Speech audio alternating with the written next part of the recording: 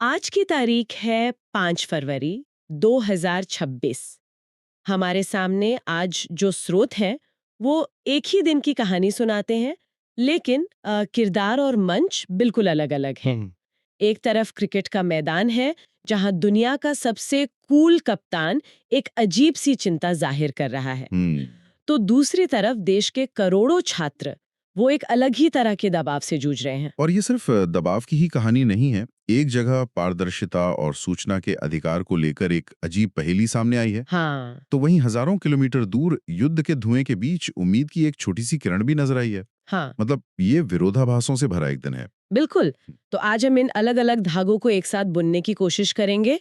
MS Dhoni के टी20 world cup विश्लेषण से लेकर प्रधानमंत्री मोदी के परीक्षा पे चर्चा तक। और फिर राजस्थान में सरकारी नौकरियों की उम्मीद और एक भर्ती से जुड़ा विवाद। हाँ, और उससे होते हुए यूक्रेन और रूस के बीच हुई एक अहम घटना तक। चलिए इन खबरों की सतह से थोड़ा और नीचे उतरते हैं और समझने की कोशिश करते हैं कि ये हमारे लिए क्या मायने रखती हैं। तो शुरुआत क्रिकेट से करते हैं। टी20 वर्ल्ड कप का माहौल बन रहा है, भारत डिफेंडिंग चैंपियन है, और ऐसे में जब एमएस धोनी कुछ कहते हैं तो सब सुनते हैं। बिल्कुल, उनकी बात का वजन ही अलग है। उन्होंने भारत को फेवरेट्स में से एक बताया है, बल्कि कहा है कि भारत सबसे खतरनाक टीमों में से एक है। इसमें कोई मतलब नई बात नहीं है। सही कहा, ये तो उम्मीद के मुताबिक ही है। दिलचस्प बात उनके तर्क में है। उन्होंने जीत की वजह वो टीम के अनुभव को बताया है, खासकर दबाव में खेलने के अनुभव को। अच्छा। उनका मानना है कि टीम के ज्यादातर खिलाड़ी मुश्किल हालात से गुजर चुके हैं और जानते हैं कि मैच कैसे पलटना है। ये टी20 जैसे छोटे फॉर्मेट में मतलब सोने जैसा है। लेकिन जो बात मुझे सबसे ज्यादा चौंकाती है, वो है उनकी सबसे बड़ी चिंता। वो किसी विरोधी टीम से नहीं, बल्कि बल्कि ओस से। हाँ, ओस यानी ड्यूस से डर रहे हैं। धोनी जैसे कप्तान जो हमेशा अपने शांत दिमाग के लिए जाने जाते हैं, वो एक बाहरी फैक्टर को अपनी सबसे बड़ी चुनौती मान रहे हैं। ये थोड़ा अजीब नहीं लगता है ना? ये अजीब लग सकता है, लेकिन ये टी20 क्रिकेट के बदलते हुए चेहरे को दिखाता है। ये बहुत गहरा पॉइंट है। हम्म। ये दिखाता है कि टी20 अब सिर्फ टैलेंट या स्किल का खेल नहीं रहा, ये कंडीशंस को मैनेज करने का खेल बन गया है। धोनी का ये कहना है कि टॉस और ओस मैच का नतीजा तय कर सकते हैं, हाँ। ये टी20 की अनिश्चितता को और भी मजबूत करता है। ये सिर्फ एक बयान नहीं, बल्कि खेल की रणनीति में एक बड़े बदलाव का संकेत है। अब टीमें सिर्फ अपोनेंट के लिए नहीं, बल्कि मौसम के लिए भी तैयारी कर रही हैं। धोनी का ये दबाव वाला एंगल दिलचस्प है। जब दुनिया का सबसे कूल कप्तान बाहरी दबाव की बात करे तो सोचना पड़ता है। और ये दबाव सिर्फ क्रिकेट के मैदान तक ही तो सीमित नहीं है। बिल्कुल। और इसी दबाव की एक बहुत बड़ी तस्वीर हमें एक दूसरे मैदान में दिखाई दे रही है, जहां करोड़ों युवा एक अलग ही तरह के वर्ल्ड कप की तैयारी कर रहे हैं। परीक्षा का दबाव। हाँ, परीक्षा का दबाव। हमारे पास प्रधानमंत्री मोदी के परीक्षा पे चर्चा कार्यक्रम के जो आंकड़े हैं, वो इसी दबाव की कहानी कहते हैं। 6 फरवरी को होने वाले नवे संस्करण के लिए रिकॉर्ड 4.5 करोड़ से ज्यादा रजिस्ट्रेशन हुए हैं। 4.5 करोड़? ये संख्या तो मतलब कई देशों की आबादी से भी ज्यादा है। जी, इसमें 4.19 करोड़ छात्र, करीब 2.5 लाख शिक्षक और 6 लाख से ज्यादा माता-पिता शामिल हैं। ये दिखाता है कि समस्या कितनी बड़ी और व्यापक है। और इस बार कार्यक्रम का स्वरूप भी बदला है, सिर्फ दिल्ली तक सीमित नहीं है। हाँ, प्रधानमंत्री ने देवमोगरा, कोयम्बटूर, रायपुर और गुवाहाटी जैसे शहरों में भी छात्रों से बात की है। लेकिन यहाँ धोनी वाली बात पर वापस आते हैं। धोनी जिस ओस की बात कर रहे हैं, वो एक अनकंट्रोलेबल फैक्टर है ना? हाँ, बिल्कुल। जिसके आगे बड़े-बड़े खिलाड़ी भी बेबस हो सकते हैं। छात्रों के लिए ये ओस क्या है? शायद परिवार की उम्मीदें, सहपाठियों से तुलना, भविष्य की चिंता या सोशल मीडिया का प्रेशर। ये वो चीजें हैं जो उनके कंट्रोल से बाहर हैं। और परीक्षा पे चर्चा जैसे कार्यक्रम का मकसद शायद इसी ओस से लड़ने की हिम्मत देना है। लेकिन यहाँ एक सवाल मेरे मन में आता है, हम्म। क्या एक दिन का कार्यक्रम, चाहे वो कितना भी बड़ा क्यों ना हो, 4.5 करोड़ छात्रों के इस गहरे और व्यक्तिगत दबाव को सच में कम कर सकता है? ये एक बहुत जरूरी सवाल है। देखिए, ये कार्यक्रम एक अच्छी शुरुआत है। एक राष्ट्रीय स्तर पर इस मुद्दे को स्वीकार करना है। लेकिन असली समाधान वो शायद क्लासरूम में, घरों में और समाज के नजरिए में बदलाव लाने से ही मिलेगा। सही बात है। ये एक मैराथन है, टी20 मैच नहीं। लक्ष्य स्ट्रेस फ्री परीक्षा है, लेकिन उस तक पहुंचने का रास्ता लंबा है। दबाव और उम्मीदों के बाद अब एक ऐसी कहानी पर आते हैं जो थोड़ी अजीब है। ये पारदर्शिता और नियमों के बारे में है। और कैसे कभी-कभी सिस्टम खुद अपने बनाए नियमों में उलझ जाता है। ये मामला राजस्थान से है। हाँ, ये मामला राजस्थान लोक सेवा आयोग यानी आरपीएससी से जुड़ा है। हुआ ये है कि आरएएस 2023 भर्ती परीक्षा के एक सफल उम्मीदवार ने, सफल उम्मीदवार। हाँ, जो सेलेक्ट हो चुका है, उसने सूचना के अधिकार यानी आरटीआई के तहत अपनी ही आंसर शीट और इंटरव्यू के नंबर मांगे। एक मिनट, उम्मीदवार सफल हो चुका है और वो खुद के नंबर मांग रहा है। इसमें तो कोई दिक्कत नहीं होनी चाहिए। यही तो बात है। लेकिन आरपीएससी ने जानकारी देने से मना कर दिया क्यों? और वजह बताई गई है निजता की चिंता, यानी प्राइवेसी कंसर्न्स। ये आरपीएससी वाला मामला मुझे समझ नहीं आया। एक कामयाब उम्मीदवार अपने ही नंबर मांग रहा है और आयोग निजता का हवाला दे रहा है। ये किसकी निजता है? उम्मीदवार की खुद से? यही तो सबसे बड़ा सवाल है। ये तो तर्कसंगत नहीं लगता। बिल्कुल नहीं। आरटीआई कानून का मकसद ही सरकारी कामकाज में पारदर्शिता लाना है। यहाँ तो ऐसा लग रहा है कि कानून का इस्तेमाल पारदर्शिता को रोकने के लिए किया जा रहा है।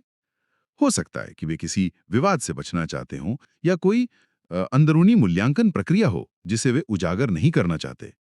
लेकिन कारण जो भी हो, ये बहुत अजीब स्थिति है। लेकिन ऐसा करके तो वे और बड़ा विवाद खड़ा कर रहे हैं। इससे तो पूरी भर्ती प्रक्रिया पर ही शक पैदा होता है। सही कह रहे हैं। और सबसे बड़ा विरोधाभास तो ये है कि एक तरफ आरपीएससी ये कर रहा है और दूसरी तरफ राजस्थान सरकार ने 2026 का पूरा एग्जाम कैलेंडर जारी कर दिया है। बिल्कुल। और ये कोई छोटा-मोटा कैलेंडर नहीं है। आरएसएमएसएसबी और आरपीएससी दोनों मिलकर सोचिए 1 लाख से ज्यादा सरकारी नौकरियां। 1 लाख? हाँ, 44 अलग-अलग परीक्षाएं आयोजित करने वाले हैं। इसमें एलडीसी के 10,000 से ज्यादा पद हैं, कांस्टेबल के भी करीब 4,000 पद हैं और सफाई कर्मचारी के तो लगभग 25,000 पद हैं। ये तो बहुत बड़ी बात है। आप इतनी ज्यादा पारदर्शिता दिखा रहे हैं और दूसरी तरफ एक हो चुकी परीक्षा में सफल उम्मीदवार को उसके ही अंक देने से मना कर रहे हैं। यही तो समझ से परे है। ये मामला असल में दिखाता है कि भर्ती प्रक्रियाओं पर भरोसा बनाए रखने के लिए पारदर्शिता कितनी जरूरी है। जब आप जानकारी रोकते हैं, भले ही आपका इरादा कुछ भी हो, तो आप शक के बीज बोते हैं। विश्वास तभी बनता है जब प्रक्रिया खुली और स्पष्ट हो। तो अब उस उम्मीदवार ने क्या किया? उस उम्मीदवार ने अब मुख्यमंत्री कार्यालय में शिकायत की है। देखते हैं आगे क्या होता है। तो एक तरफ व्यवस्था से जुड़े ये सवाल है और दूसरी तरफ युद्ध के मैदान में कूटनीति की एक छोटी ही सही पर जीत हुई। यूक्रेन और रूस के बीच कई महीनों के बाद कैदियों की अदला बदली हुई है। ये अंधेरे में एक उम्मीद की किरण जैसी खबर है। हाँ, और ये एक बड़ी कूटनीतिक सफलता है, क्योंकि ये एक लंबे गतिरोध के बाद हुई है। पिछली अदला बदली अक्टूबर 2025 में हुई थी। काफी लंबा गैप है। जी, ये बातचीत अबू धाबी में अमेरिका की मध्यस्थता में हुई, जिसके बाद कुल 314 कैदियों को रिहा किया गया, दोनों तरफ से 157। अमेरिकी विशेष दूत स्टीव विटकॉफ ने इसे ठोस परिणाम कहा है, जो दिखाता है कि बातचीत के रास्ते बंद नहीं हुए हैं। मुझे यूक्रेन के राष्ट्रपति ज़ेलेंस्की की बात भी काफी अहम लगी। क्या कहा उन्होंने? उन्होंने कहा कि ये एक लंबे विराम के बाद हुआ है और उन्होंने अपने सैनिकों को धन्यवाद दिया जिनकी वजह से यूक्रेन का एक्सचेंज फंड बढ़ा। एक्सचेंज फंड, ये एक बहुत ही दिलचस्प शब्द है ना? इसका सीधा मतलब है कि यूक्रेनी सैनिकों ने जितने ज्यादा रूसी सैनिकों को पकड़ा, उनके पास अदला बदली के लिए उतने ही ज्यादा विकल्प थे। यह दिखाता है कि युद्ध के मैदान की सफलता सीधे तौर पर कूटनीतिक मेज पर आपकी ताकत को बढ़ाती है। सही, मतलब महीनों की बातचीत के बाद नतीजा निकला। जी और इसी दौरान एक और मैदान पर जीत हार का फैसला कुछ ही घंटों में हो रहा था। जी, और वहां भी रणनीति और कौशल अपने चरम पर थे। आप WPL 2026 के एलिमिनेटर की बात कर रहे हैं। जी, जहां दिल्ली कैपिटल्स ने गुजरात जायंट्स को 7 विकेट से हराकर लगातार चौथी बार फाइनल में अपनी जगह पक्की कर ली। ये अपने आप में एक अविश्वसनीय उपलब्धि है। चौथी बार। ये टीम की कंसिस्टेंसी को दिखाती है। बिल्कुल। वो मैच भी क्या कमाल का था। गुजरात ने बेथ मुनी के शानदार नाबाद 62 रनों की मदद से 168 का स्कोर बनाया, जो किसी भी एलिमिनेटर मैच में एक मजबूत स्कोर माना जाएगा। एक पल को लगा कि मैच फंस सकता है। हाँ, स्कोर अच्छा था, लेकिन दिल्ली की सलामी जोड़ी शेफाली वर्मा और लिजे ली, उनके इरादे कुछ और ही थे। अरे उन्होंने तो आते ही मारना शुरू कर दिया। उन्होंने जिस तरह की विस्फोटक शुरुआत दी, कुछ ही ओवरों में 89 रन जोड़ दिए, उससे मैच पूरी तरह से एक तरफा हो गया।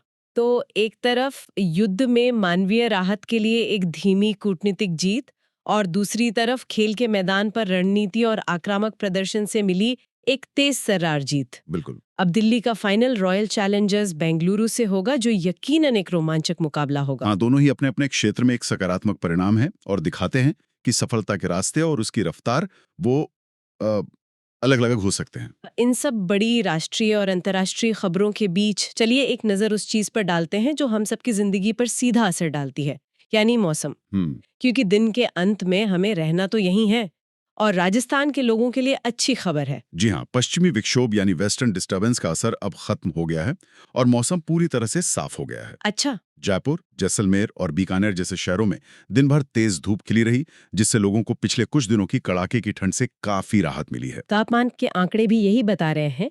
4 फरवरी को बाड़मेर 29.6 डिग्री सेल्सियस के साथ सबसे गर्म रहा। ये तो लगभग गर्मी की शुरुआत जैसा एहसास है। हाँ, बिल्कुल। वहीं फतेहपुर में न्यूनतम तापमान 5.9 डिग्री सेल्सियस रहा। राजधानी जयपुर में भी दिन काफी आरामदायक रहा, 25.1 डिग्री के अधिकतम तापमान के साथ। तो आगे भी ऐसा ही रहेगा? मौसम विभाग का अनुमान है कि अगले 3-4 दिन मौसम ऐसा ही साफ रहेगा। और ये जानकारी सिर्फ आम लोगों के लिए ही नहीं, बल्कि उन लाखों छात्रों के लिए भी अहम है जिनका जिक्र हमने अभी किया था। सही पकड़ा, जो राजस्थान में सरकारी नौकरी की परीक्षाओं की तैयारी कर रहे हैं। सही कहा। एक साफ दिन और अच्छी धूप सिर्फ ठंड से ही राहत नहीं देती, बल्कि पढ़ाई के लिए एक बेहतर माहौल भी बनाती है। बिल्कुल। ये हमें याद दिलाता है कि बड़ी घटनाओं के बीच जीवन का एक बड़ा हिस्सा इन छोटी छोटी रोजमर्रा की बातों से ही चलता है। बिल्कुल। मौसम का मिजाज हमारी मनोदशा और हमारी उत्पादकता दोनों पर असर डालता है। तो आज हमने दबाव, पारदर्शिता, उम्मीद और रोजमर्रा की जिंदगी के अलग अलग रंग देखे। क्रिकेट के मैदान से लेकर परीक्षा के हॉल तक बाहरी और अंदरूनी दबाव से निपटने की चुनौती एक जैसी है, बस उसके रूप अलग हैं। और एक ही दिन में हमने सिस्टम के दो चेहरे देखे, जहां एक तरफ एक बढ़ती आयोग पारदर्शिता पर सवालों के घेरे में है, वहीं दूसरी तरफ सरकार लाखों नौकरियों का एक विस्तृत कैलेंडर जारी कर रही है। युद्ध के बीच कैदियों की रिहाई एक छोटी सी उम्मीद जगाती है, तो क्रिकेट का मैदान जीत के जुनून और शानदार प्रदर्शन से हमें रोमांचित करता है।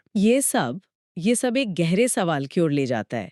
इन सभी कहानियों के केंद्र में एक संघर्ष है। क्या व्यक्तिगत सफलता, चाहे वो एक छात्र की हो या एक खिलाड़ी की, संस्थागत जिम्मेदारी जैसे कि एक भर्ती आयोग की पारदर्शिता, हाँ, और राष्ट्रीय गौरव जो एक T20 जीत या एक सफल कूटनीति से जुड़ा है, इनके बीच सही संतुलन बनाना ही आज के समय की सबसे बड़ी चुनौती है। इस पर सोचना जरूरी है।